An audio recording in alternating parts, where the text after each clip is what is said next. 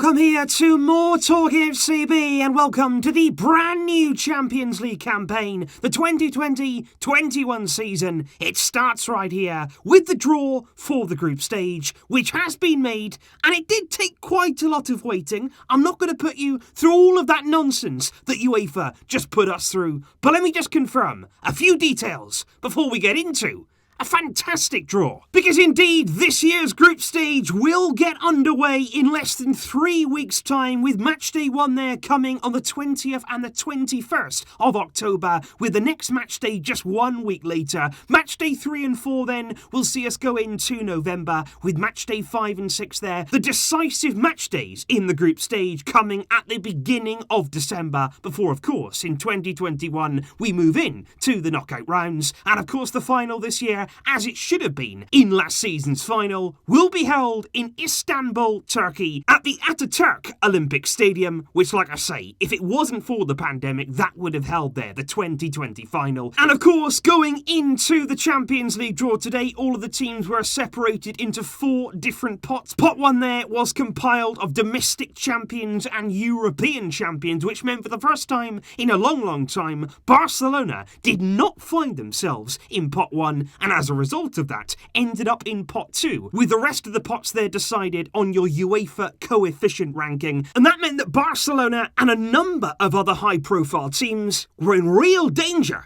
of having a tough draw on their hands.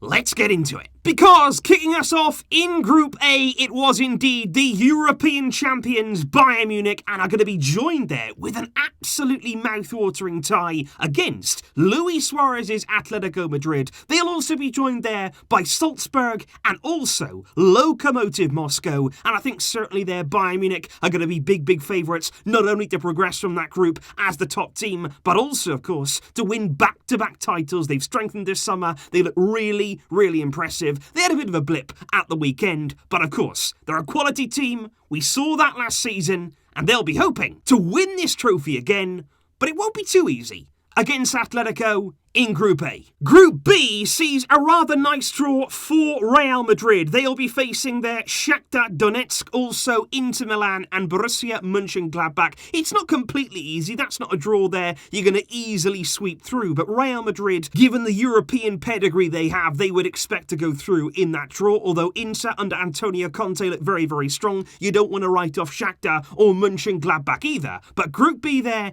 Inter, Real, they will be favourites. And of course they'll be hoping to go deep in this tournament. Group C will see a very nice draw for Pep Guardiola's Manchester City, who are actually there in pot 2, but still find themselves with a nice draw on their hands. They've got FC Porto for company, along with Olympiacos, and also Olympique Marseille there makes up Group C, with, like I say, Man City, big favourites. They were also disappointed, of course, last season in the Champions League, being knocked out there so surprisingly to Olympique Lyon. They'll be hoping to do better this time around, with the pressure firmly on them now. They'll be hoping to go through as top of the group in Group C. Group D will see the Premier League champions Liverpool go up against Ajax, Atalanta and Midtjylland, and I have to say that's a really exciting group there, particularly with Liverpool coming up against Ajax. So much European pedigree, so much history between those two clubs over the years. There's also Atalanta, who also coming into this season, they're basically picking up exactly where they've left off, scoring goals for fun, so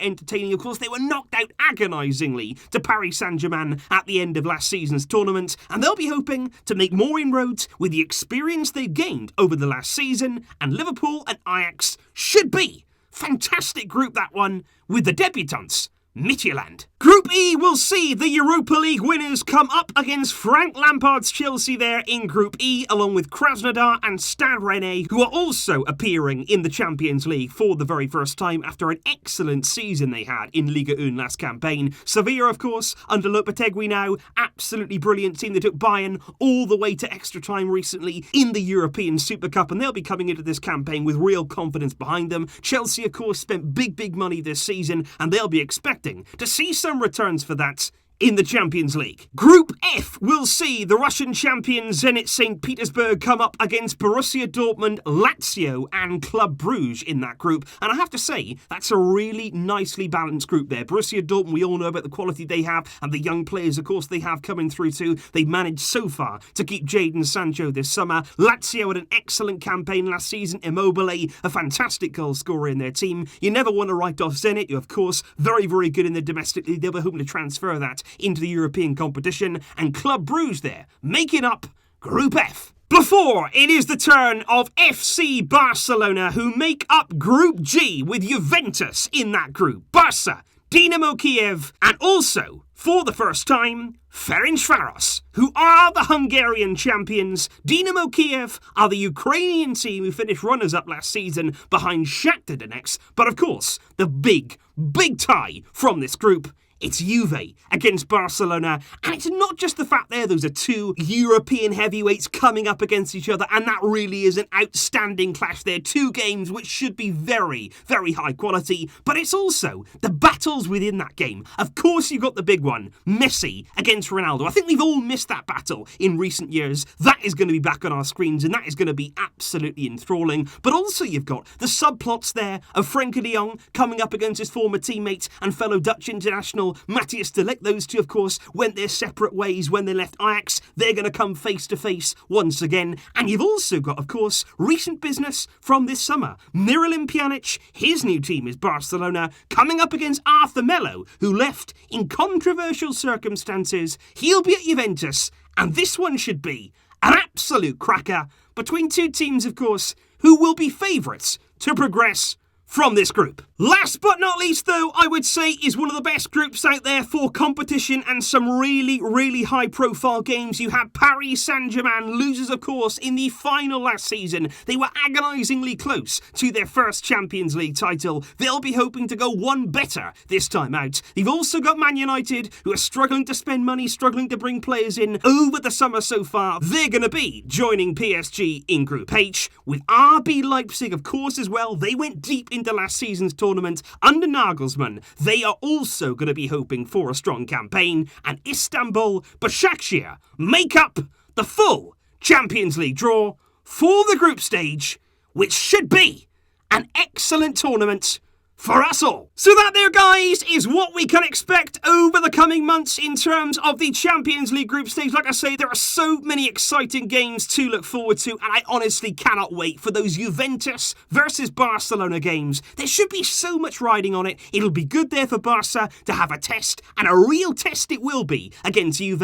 And of course, like I say, it's Messi against Ronaldo. Once again, I cannot wait.